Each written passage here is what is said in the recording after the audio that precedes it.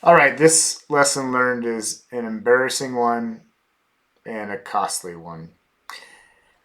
On my way back from an awesome breakfast, I'm getting a youth aviator excited about aviation in the VTEL Bonanza 1951. We had a great flight back. Again, I have note here that ADSB is so awesome because, as we're flying, yeah, there's an aircraft there. You look out the window, you can't quite see the aircraft, but ADSB, I don't know, it seems so much safer, right? Anyways, ADSB discussion is a separate discussion, right? Passion on both sides. Anyways, the expensive, painful lesson happened when I put the Bonanza back in the hangar. Yeah.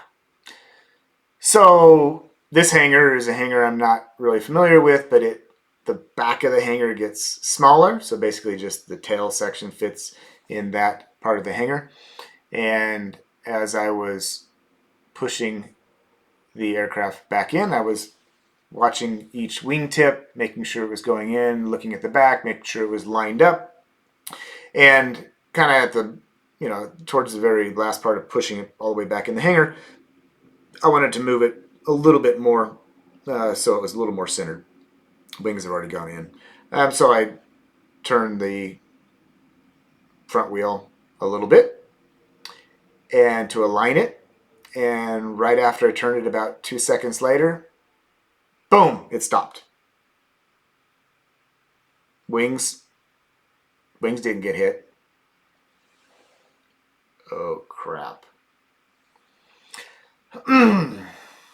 Yes, the tail of the aircraft, when you pivot the front, yeah, these are obvious things, right? Any intelligent person should know this. Not good. And so get it in, survey the damage.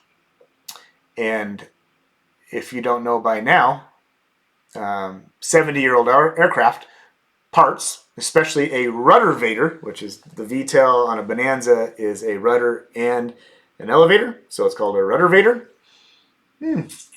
Expensive. And I hit it hard enough to where it's a magnesium Ruddervator, and it put a hole in it. It popped it or something. I don't know. It wasn't repairable, and obviously let my mechanic know that I had done that, and what can we do about it? And what you can do about it is basically nothing. You can search for a replacement Ruddervator.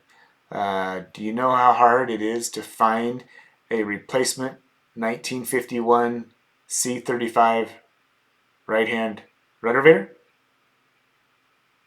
Yeah. Expensive, lesson learned, painful. Um, I hear that there's like a prize for a company that comes up with replacement Ruddervators. So they don't make these things anymore.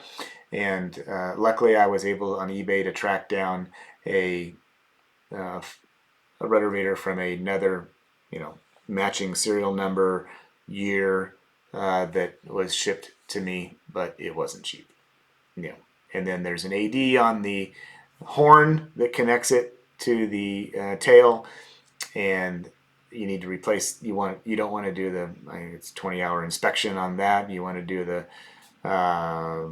aluminum piece, so you had to buy the aluminum piece, and yeah. Anyways, I will be very, very, very careful anytime I push anything back in a hangar. And lesson learned. Embarrassing, costly, but that's how we learn lessons, I guess.